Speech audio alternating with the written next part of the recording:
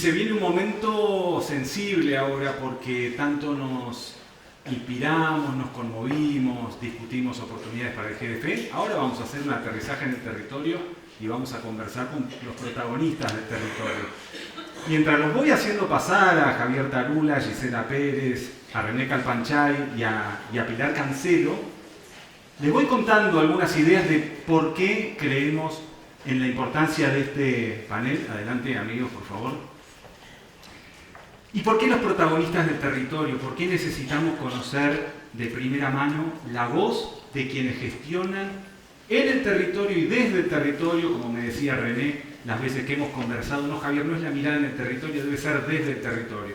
Entonces tenemos desde el territorio, en el territorio, pero también tenemos con el territorio intervenciones en donde uno ingresa a un lugar determinado y trabaja con actores locales, pero también existe el trabajo más abstracto, igual de importante, esa perspectiva más sistémica de buscar la mirada en el territorio para ver qué se puede proponer, pero convengamos que también existe, por defecto, a veces más que una mirada estratégica, una mirada estratosférica, de tan lejos que estamos del territorio. Entonces, bueno, la idea es aterrizar. Así que esa es una primera invitación, no mirar desde la estratosfera. Y por otro, ser conscientes de los estándares, de los procesos, de las normativas globales que gobiernan nuestras instituciones, incluso hasta para trabajar con los temas comunitarios. La gestión comunitaria, la gestión de inversión social, respondemos a esquemas, patrones, estándares, y que muchas veces hacen un énfasis excesivo en la mirada de cómo yo puedo aportar más valor en ese territorio, cuál es mi foco estratégico. Ok, es una mirada. El asunto, quizás porque no hay estándares vanguardistas aún, creo, que nos permitan mirar no solo la suma de esos aportes individuales, a ver si al final del día ocurre algo bueno en el territorio. No existe la mirada que nos permita, o la estamos trabajando, de poner al territorio en el foco, en el centro, y construir e identificar una misión común que una a todos los actores, y no solo esa mirada desde la suma de las partes. Así que esa es una mirada interesante del territorio que va más allá de mi visión y más allá de mi foco estratégico, para ver si el territorio es capaz de hablar por sobre mi consideración del mismo. Y quizás el último mensaje, antes de hacer hablar a nuestros invitados, que es mucho más interesante que escucharme a mí, es volver a poner sobre la mesa esta idea de que por más asertiva, por más buena que sea mi contribución, mi mirada, mi impacto, la suma de las contribuciones individuales no resuelve nunca los problemas estructurales. Por tanto, necesitamos cambiar el enfoque del territorio, poniendo la misión en el centro y construirla desde, con y junto. Así que, bueno, muy feliz de presentarles este panel con grandes amigos y líderes muy importantes. Los voy presentando de a poquito mientras vamos conversando. Y primero quiero conversar con Gisela, hacerle alguna pregunta a Gisela Pérez, que es presidenta de la Biblioteca Popular de la Carcova, es una referente barrial muy importante. Y quiero preguntar a Gisela, antes de llenarnos la boca del territorio, ¿qué es el territorio? ¿Y qué es el territorio en el conurbano bonaerense? ¿Qué conflictos, qué oportunidades? ¿Cómo se gestiona la vida de un barrio? Bueno, yo creo que antes que nada tenemos que... Hola a todos, ¿qué tal?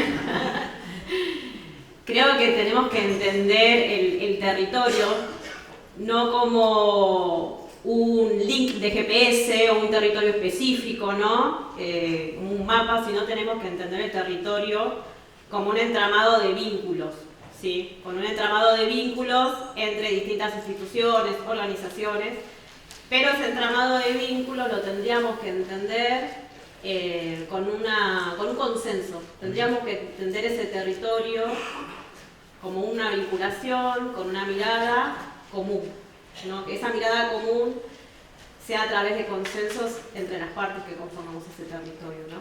Como una meta, una agenda, ¿no? Por otro lado, podemos entender el territorio como un lugar geográfico, ¿no? La Carcova. 8 cuadras por 12 de ancho, 17.000 habitantes aproximadamente, censo viejo, porque claramente los censos no entran en todos los recovecos del barrio, en los pasillos. Hay casas que quedan sin censar. Carcova, José León Suárez, frente al SEAMSE. Exactamente. Nosotros estamos ubicados en Villa La Carcova, barrio popular, que está en un territorio, el territorio del partido de San Martín, ¿sí? El territorio nosotros le llamamos área Reconquista, que está conformado por muchos barrios populares, y que tiene esto, la estética, la belleza de nuestro barrio. Nuestros barrios son bellos para nosotros. Sentarnos sobre la tierra, jugar en la cancha, oler esos olores que cada vez caminás por la comunidad. Para nosotros es bello nuestro barrio. Pero también tenemos el SEAMSE, ahí, a 10 cuadras, que deposita diariamente 20 toneladas de basura. También tenemos, ahí a 10 cuadras, pegadito al SEAMSE, tenemos el complejo penitenciario de San Martín, la cárcel, las cárceles. Pero también entendemos muchas organizaciones comunitarias de base y también muchas escuelas, muchas instituciones, experiencias enriquecedoras que hacen ese entramado, ese territorio, hace que nuestro territorio sea bello. Pero volviendo, podemos hacer que nuestro territorio sea específico. Villa La Carcova, ¿no? Si nos paramos en esa base, podemos ver otra mirada, ¿no? Como, bueno, sí, tenemos esta mirada geográficamente del barrio, pero bueno, es el gran desafío de nosotros, las organizaciones, de generar un objetivo, buscar una meta, ¿no? ¿Una meta común? Una meta común. Una meta común, y allí podríamos pensar también esa mirada común, tratar de trabajar para que varias organizaciones, varias instituciones puedan sumarse a ese consenso común, ¿no? La importancia de la institucionalidad, además, y no solo de la suma de individuos dispersos. Totalmente. Las organizaciones del barrio, la comunidad organizada. Vamos a volver con la Carcova. Quiero preguntarle a René. René es un líder indígena de la comunidad de Atacama. Hay algo que yo lo presento así, por ahí le da un poco de vergüenza, pero la primera vez que conversé con él, me habló con un nivel de sabiduría, lo estoy condicionando, esto no se debe hacer, que yo decía, él me hablaba de la democracia, no la que comenzó en Atenas hace 2000, 3000 años, sino una que tiene la misma antigüedad y es la democracia puneña. Para mí es como un Aristóteles de estos tiempos y de la comunidad indígena. Perdóname, René, todo esto es responsabilidad mía, no te hagas cargo de nada. ¿Cómo son las comunidades indígenas del norte del país? ¿Y qué cambió en tu perspectiva a la hora de interactuar con otros, con los que antes tenías otro tipo de vínculo, más reivindicatorio? ¿Cómo son esas comunidades y cómo te vinculás con esos otros? Bueno, alábalo y lo hará trabajar, dice el dicho, ¿no? Así que vamos a tratar de trabajar, no tanto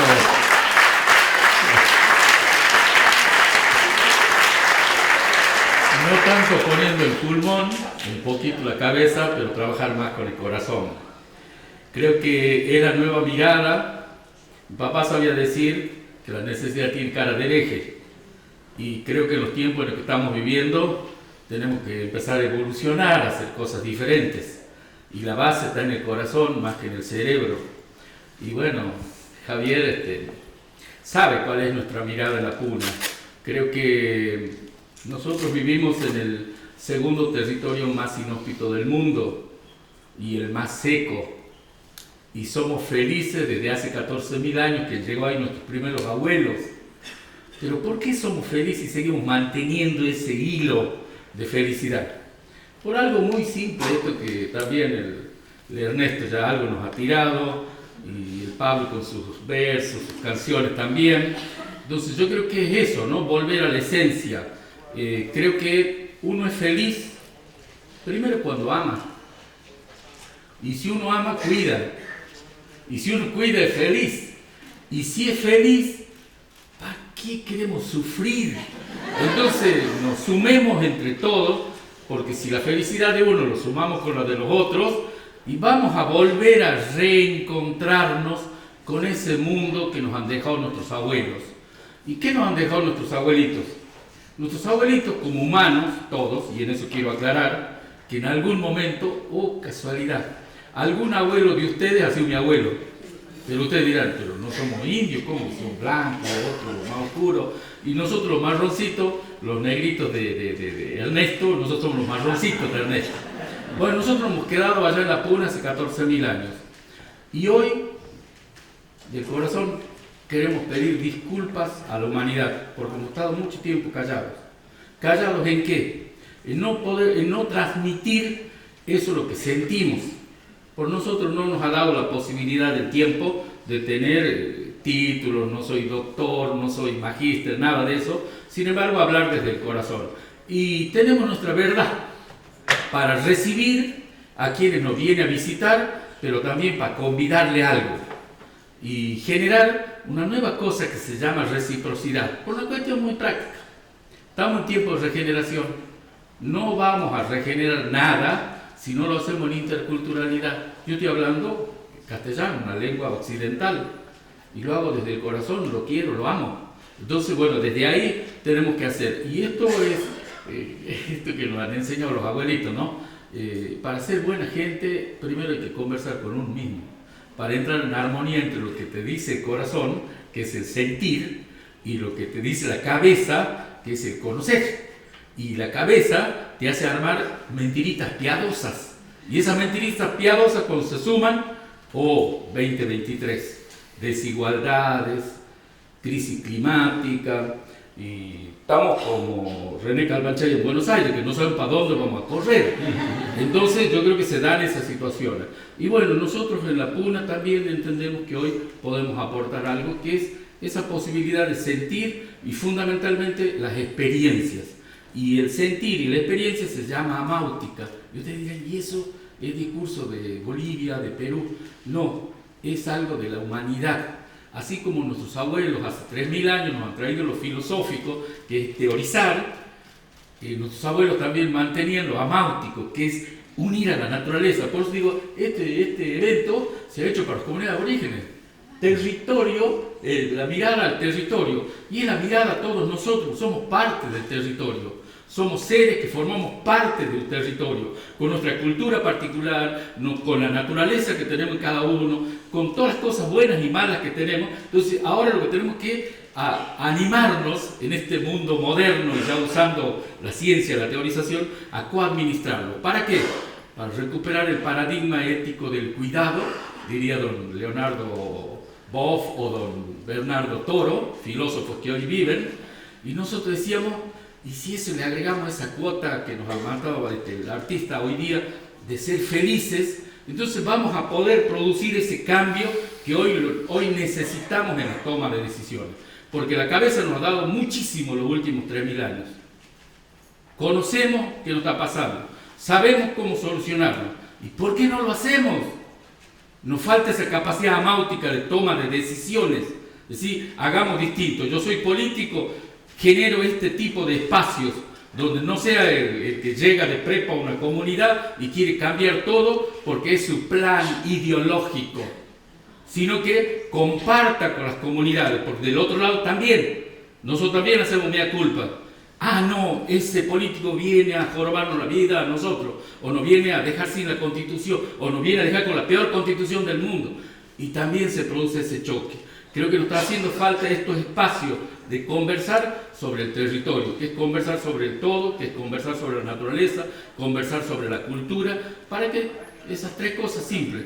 Vamos a generar 3 nuevos objetivos que vamos a sumar a los 17, ¿cómo se llama? ODS, Objetivos de Desarrollo. ¿Cuáles son esos 3? Esos 3 son los objetivos del buen vivir. Ajá. Tan simple, mire. Primero, armonía con uno mismo, porque si no, ¿cómo te valorás para poder decir qué puedo aportar yo desde lo particular que hago? ¿Cómo puedo aportar? Porque si no, tengo que esperar Salvador. Y los salvadores, no sé, en religión católica han venido hace 2.000 años, digamos. No sé cuándo volverá el otro. Y yo capaz que ya no esté. Entonces, bueno, yo creo que eso es importante. Poder complementarnos con otras culturas. Porque yo hoy aprendí y tengo una visión un poquito más grande del mundo. ¿Por qué? Porque me junté con gente de otras culturas, con economistas, con políticos, con intelectuales, con artistas, con gente que nos hace reír, con Javier. Bueno, nos juntamos entonces eso. ¿Para qué? para alcanzar el buen vivir. ¿Qué significa? Tomar decisiones. Por supuesto, si yo hago mi análisis conmigo, ¿de qué manera yo puedo tomar decisión y aportar hacia todos los seres? Por una cuestión muy simple, no vivimos solos, la vida se hace en esa interacción. Entonces, esa es nuestra mirada. Excelente, René, gracias por esa reflexión. Y las cosas que dice René que nos suenan como muy obvias, la armonía, la integralidad, el ser uno con el otro. Sin embargo, lo que vivimos hoy es polarización, fragmentación, nos sentimos rotos, desconfiamos unos de otros. Y creo que Pilar Cancelo, una querida amiga con reflexiones muy profundas también, no la voy a hacer la analogía con ninguna otra filósofa para evitar complejidades, pero Pilar es directora ejecutiva de CEDI, que es el Servicio Evangélico de Diaconía, y Pilar tiene algo para aportar en el medio de esta charla, que sabes que es a dónde voy a ir, los diálogos improbables. Pilar nos puede hablar de los diálogos improbables como una metodología que sirve, entre otras cosas, para desarticular prejuicios. ¿Qué podés contarnos de esto, Pilar? Bueno, hola, buen día. En mi organización y en organizaciones con las que cooperamos y trabajamos, mi organización es una organización tipificada como organización basada en fe, OBF es la sigla, son organizaciones que devienen de iglesias de distintas creencias, de distintas religiones que crean estos brazos, digamos, sociales para dar testimonio del compromiso por la justicia y del compromiso por la transformación social. En este mundo de estas organizaciones basadas en fe, hace un tiempo estamos empezando a implementar con mucha dificultad, porque es algo muy difícil y que requiere mucho esfuerzo y mucho entrenamiento, una metodología que se llama de los diálogos improbables, que es algo que se desarrolla bastante en Colombia como resultado de todos los conflictos de guerra y toda la lucha por las negociaciones de paz, y que tiene que ver con quiénes somos aquellas que es poco probable o hasta improbable que tengamos ganas de sentarnos a conversar, ¿no? Porque sabemos que estamos con miradas o en posiciones que son muy diferentes, es poco probable que esos diálogos se den de manera espontánea y sin embargo necesitamos hacerlo, necesitamos dialogar y necesitamos conversar, necesitamos acercarnos para incluir en la conversación a aquellos que nos incomodan, ¿no?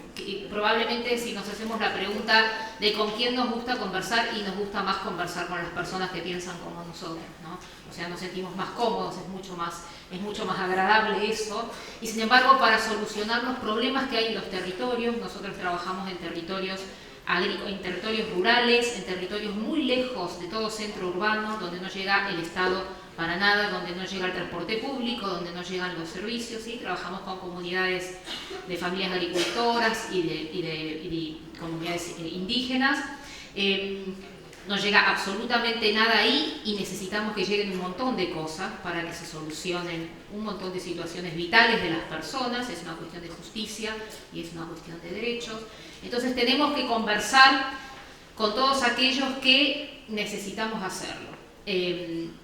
La metodología de diálogos improbables dice, bueno, nos vamos a entrenar en esto, ¿sí? Yo pensaba todo el tiempo cuando escuchaba las presentaciones hermosas que tuvimos antes, en esto de la escucha, digamos, ¿no? Y pensaba cuánto necesitamos y cuánto hablamos del tema de la empatía. La empatía es algo muy deseable, el poder ponernos en el lugar del otro y de la otra. Sin embargo, es algo muy difícil, ¿no? Es muy complejo realmente ponernos francamente en el lugar de otra persona, sobre todo cuando tenemos distancias culturales y recorridos y biografías tan absolutamente distintas, ¿no?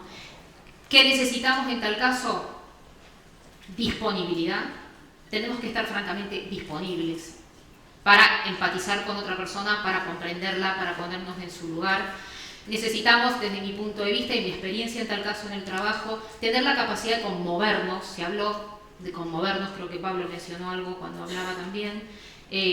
No creo que tengamos muchas chances de desarrollar diálogos difíciles cuando estamos hablando con alguien que está en las antípodas de mi pensamiento, probablemente. No creo que podamos hacerlo si no nos logramos conmover Y cuando nos conmovemos, nos movemos, ¿no? O sea, cuando me conmueve realmente la situación del otro o de la otra, entonces me pongo en movimiento.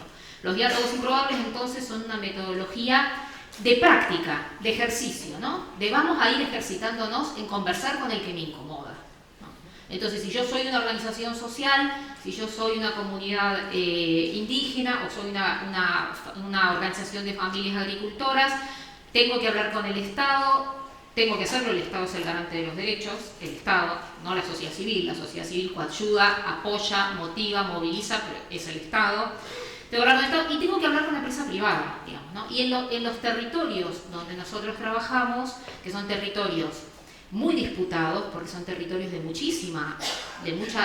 riqueza, entonces son realmente territorios muy disputados, es necesario que dialoguemos para establecer esa convivencia. Todos tenemos el mismo derecho a estar en este mundo, la vida es el bien supremo, ¿no? Y las personas en el centro de todo lo que se hace. Y qué fundamental el encuentro, a pesar de las diferencias, porque esta es una decisión casi existencial, volitiva. Yo elijo estar con un otro a pesar de que no coincida, a pesar de que no comulgue. Javier Tarula es el director del Laboratorio Público-Privado. ¿Qué iniciativa sino esta para aportar construcción de política pública, levantar la mirada de los diferentes actores? ¿Qué es el laboratorio y cómo pensás que puede responder a algo de lo que va surgiendo acá de los líderes que traen sus miradas del territorio?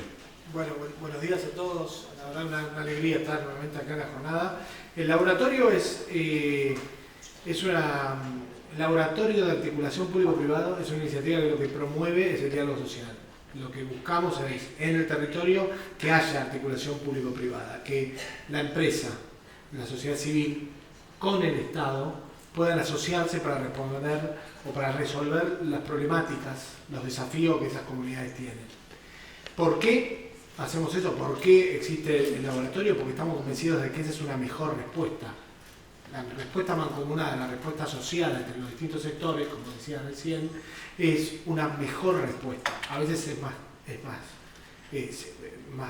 llega después, es menos rápida.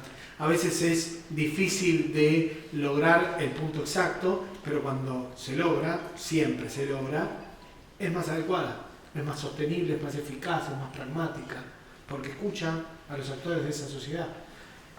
En ese sentido, nosotros estamos convencidos que el laboratorio sí es una oportunidad de generar espacios que muchas veces lo que tienen de atributo positivo es que son espacios de relativa neutralidad de los actores del territorio.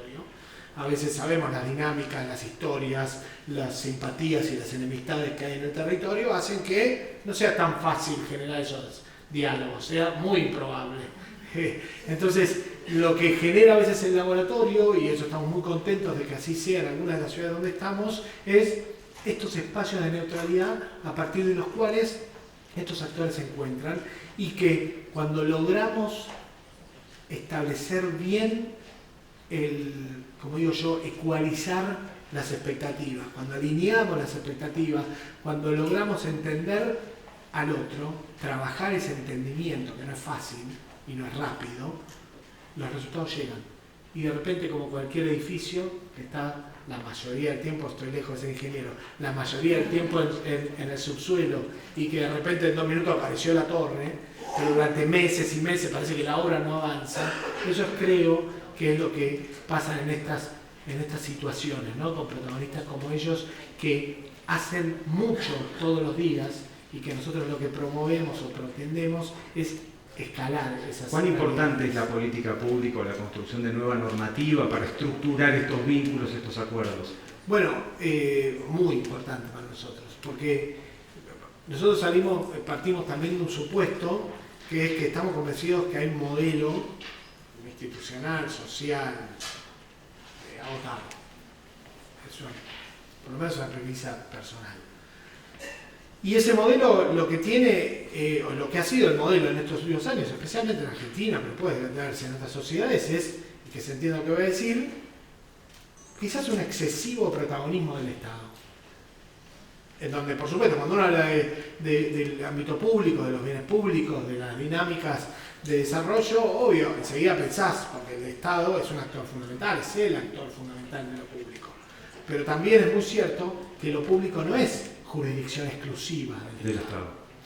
Entonces, nosotros tenemos una conciencia que es que estos actores sociales, privados, los distintos actores de una comunidad son responsables también de lo que ahí pasa.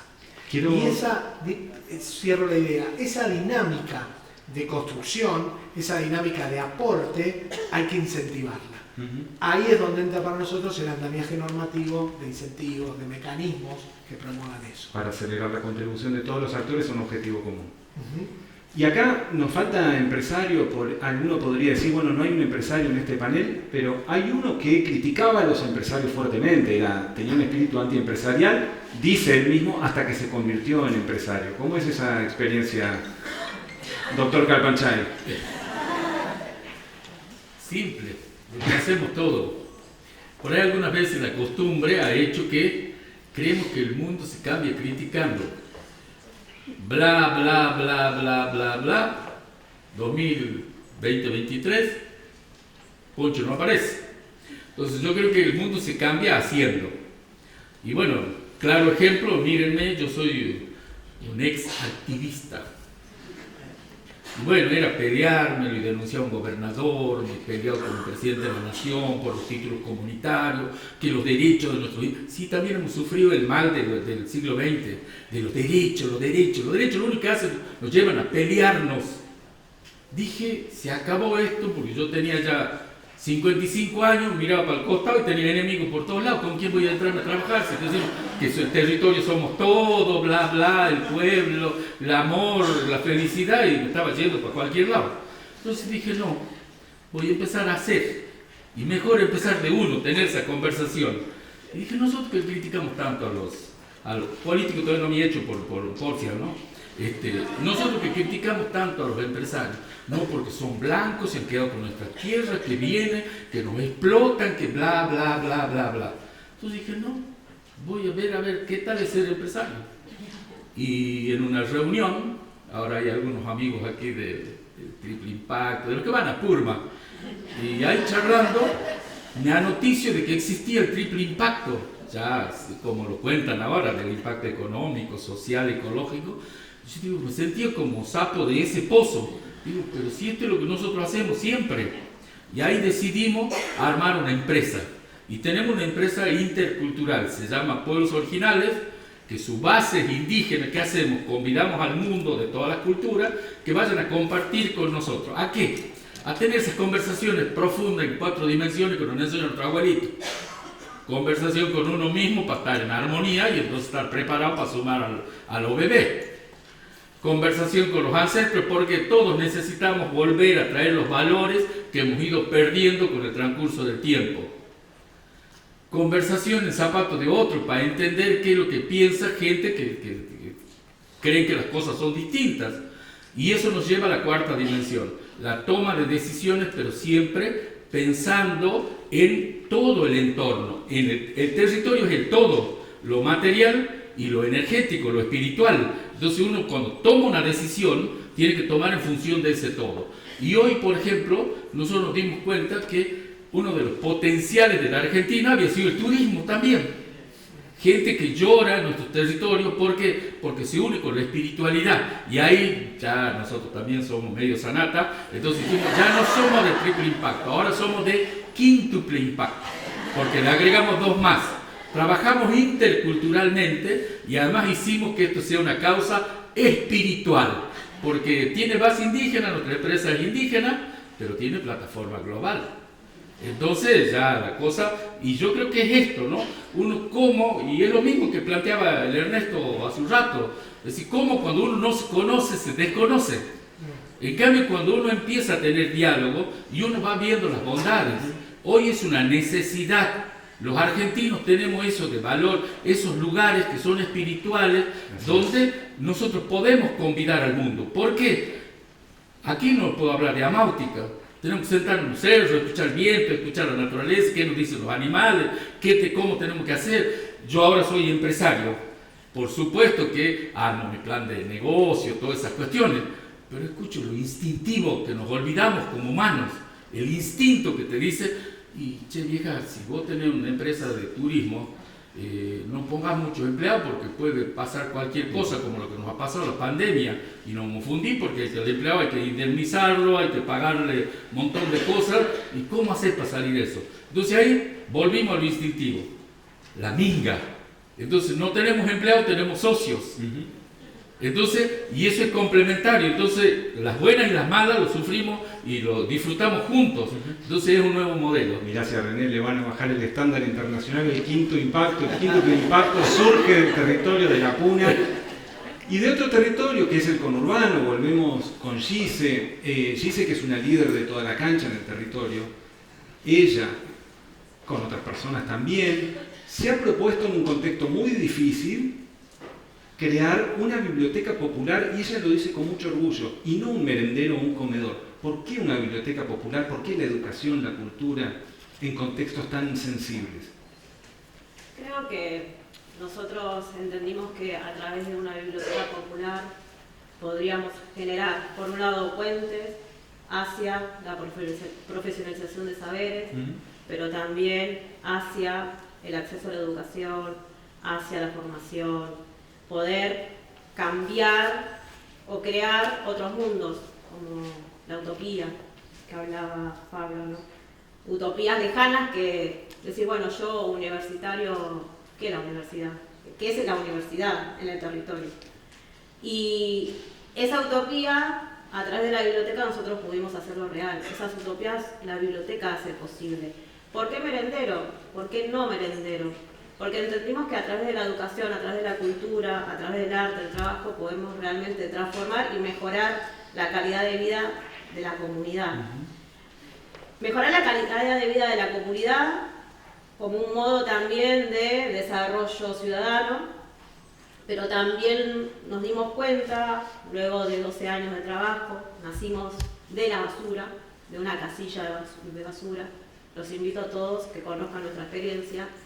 De la basura misma, que de nuestro barrio, de nuestra plaza, construimos una biblioteca popular, que hoy en día es hermosa, es cálida, tiene colores, es estéticamente bella, y que entendimos que el vecino o la vecina empezó a mejorar su espacio cuando empezamos a pintar la biblioteca y darle colores.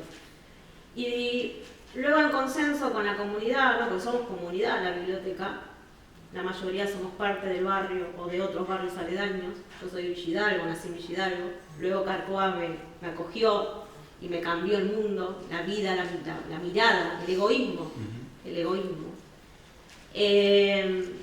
Construimos una plaza, la primera plaza en la Carcoa, 17.000 habitantes.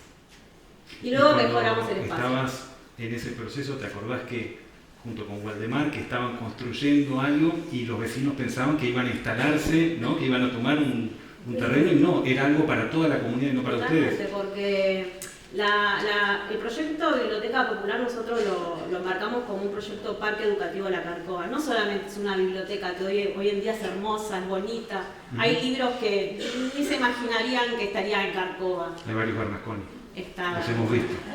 Un 10, lo máximo. Burundi anda por los pasillos de la Carcoa, libre. Y no obligamos a que nos traigan, devuelvan el libro. El libro es libro, se va y chao, si vuelve genial, y si se quedan en la casa dando vueltas, pero maravilloso. Pero lo que entendimos como la biblioteca, como proyecto Biblioteca Popular, es que prendimos ahí una mecha, pero que esa mecha fue prendida mucho anterior de la Biblioteca Popular. La Biblioteca Popular de la Carcoa nace gracias también a una política educativa, de acceso a la educación en contexto de encierro, ¿sí? La Biblioteca Popular de la Carcoa nace allá en la unidad número 48, a 10 cuadras de nuestro barrio. San Martín, en San Martín, allí. Ese tema nos queda para una historia. Exactamente. Y podemos Es para escribir, otro compartir. capítulo, para otro cuento. Sí, porque estamos con el tiempo justo y yo quiero, por lo menos, un par de intervenciones muy importantes, como por ejemplo, a Pilar le quiero preguntar qué es la justicia de género. No sé si todos están consustanciados con el concepto. Y el rol de las mujeres en las comunidades en donde te ha tocado trabajar. Bueno, la organización en la que yo trabajo, que como les contaba es una organización basada en fe y en fe cristiana, parte de la idea, para todas sus intervenciones, parte de la idea de la justicia, ¿no? Y en ese sentido, la experiencia lo que nos ha demostrado es que cuando llegamos a ese territorio donde las organizaciones hacemos nuestras intervenciones, desarrollando proyectos, desarrollando programas, actuando con los actores locales, lo que encontramos en los contextos en que nosotros trabajamos, el primer actor que nos encontramos cuando llegamos son las mujeres, ¿no? Hay mujeres y hay varones, pero a la hora de movilizar a las personas para el encuentro, para la conversación, para la construcción comunitaria de las soluciones, para las redes que se necesitan, imaginen contextos de tanto aislamiento, ¿no? Y de tanta soledad. Es imprescindible generar redes entre las personas. Lo que encontramos son mujeres. No es la discusión de este día y de este panel, cuáles son las razones o las condiciones por las cuales cuando vamos a un territorio y queremos construir colectivamente son más que nada las mujeres, pero lo que yo les cuento es una realidad que constatamos en el ejercicio de nuestras intervenciones todos los días, ¿no? Entonces lo que vemos ahí es que está este actor imprescindible que son las mujeres, muy disponibles para articularse con la vecina, con la hermana, con la familiar, etcétera, para generar las condiciones de transformación en condiciones a su vez de mucha injusticia de género, ¿no? Y esto también es una discusión, si vivimos en Buenos Aires, vivimos en la Argentina, no estamos afuera de las discusiones de género, de las inequidades de género, todos sabemos un poco de lo que estamos hablando, pero entonces encontramos a mujeres en condiciones de mucha injusticia en términos de mucha inequidad y mucha desigualdad de acceso a educación, de acceso a salud y todo lo demás, pero que no obstante son importantísimas como líderes comunitarias. Entonces, lo que hacemos como organizaciones es, esto se dijo toda la mañana del día de hoy, la voz que importa es la voz del territorio. La organización genera un contexto, pero el texto lo ponen las personas. Qué bien. No lo ponemos nosotros. Y en general son las mujeres las que ponen ahí un poco la palabra y el cuerpo para activar las transformaciones. Entonces tomamos eso, ofrecemos el contexto para la conversación y a la par que se buscan las transformaciones que necesita la comunidad, se buscan las transformaciones que las mujeres necesitan para su propia subjetividad. Gracias, y eso Pilar. sería la justicia. Muchas gracias. Hacho, en 1 minuto y medio, ¿sos capaz de contar alguna experiencia de laboratorio, 20 ciudades participando, algún territorio puntual, alguna ciudad que a vos te haya inspirado a pensar que es posible alinear los esfuerzos entre todos los actores para mejorar el territorio? La verdad que se me vienen un montón a la cabeza, por eso es como que uno no quiere ser injusto, porque la verdad que en cada ciudad donde estamos tenemos experiencias espectaculares, ¿no? Acá tenemos amigos de Puerto San Julián, de Santa Cruz, que probablemente hayan sido los primeros que apostaron a esto del laboratorio, y ahí hay una vocación de una mirada de planificación estratégica, de diversificación productiva, de involucrar a los actores de los sectores sociales, a la universidad, a las empresas, a pensar o repensar por dónde viene el desarrollo productivo de esa ciudad. También pienso en Bahía Blanca, donde venimos trabajando todo este año en un proceso que es de articulación público-privada, pero donde una mesa que es principalmente ocupada o liderada por empresas decidió finalmente, lejos en algunos casos de su foco, de sus intereses o de sus focos institucionales, decir vamos a trabajar en un proyecto de fortalecimiento de organizaciones sociales.